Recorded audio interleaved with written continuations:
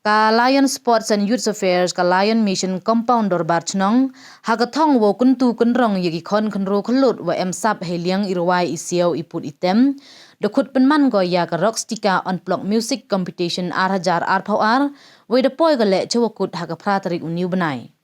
haga grand final yong gani ke Yakob wada penman Lion Mission Compounder Barchnong auditorium wailat miki shela MLA juai dawan no emlang kam ukongsan Chirup u Okto mewat lamin nominated MDC ke JHADC kam usembut kongsan. Haga yelang yak khmat watbian yong keni ke janmit hei pelai udon kupar sengkrem Presiden ka Lion Sports and Youth Affairs Upenhiam khar kongor Advisor Lion Sports and Youth Affairs de AOE kelam hajrong kathong yong keni ke yelang katwa UL Downy lalu Sekretari Rockustica da pachat ugi kentin kublai.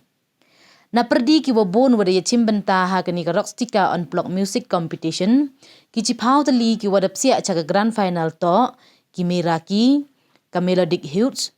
ka daw bahaki pede Saini biang bare de hok Saiwan sa chalam Radiant Wave Tebor Tongper Audio Garden wa udodin lalu Kilengut ki wabichar wastat wa chempang yong gani ke Yakob heliang irwai isiau iput item to uram suciang ka Amabel Susngi wa Ustarli Shulai.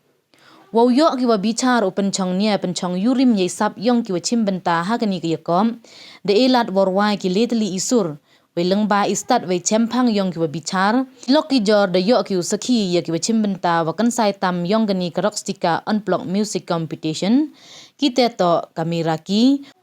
wa demi khmat da Byron mandi lamare ujobian mandi lamare wa umardi podweng we de yok ki le ora ya kasong paisa wale phau hajar tangka kam ki wajom nei te bot rengki ka daw bahaki pede wa emlang uruni Philip lalu ki wa de yok ora ya kasong paisa khatsan hajar tangka kat wa ka Medalic Hits wa demi khmat daw Alexis Sengkrem Winifred Pasa Urilana Lawai Donald Sengkrem wa Prosper Weldhar dara ke nam Best Original Song.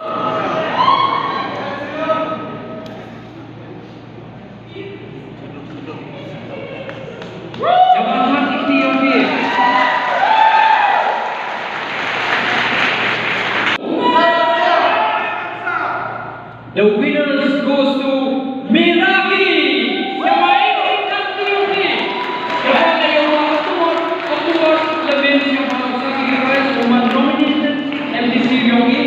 Sabi prize binoto. Coba ini cikap dia di Dubai binoto.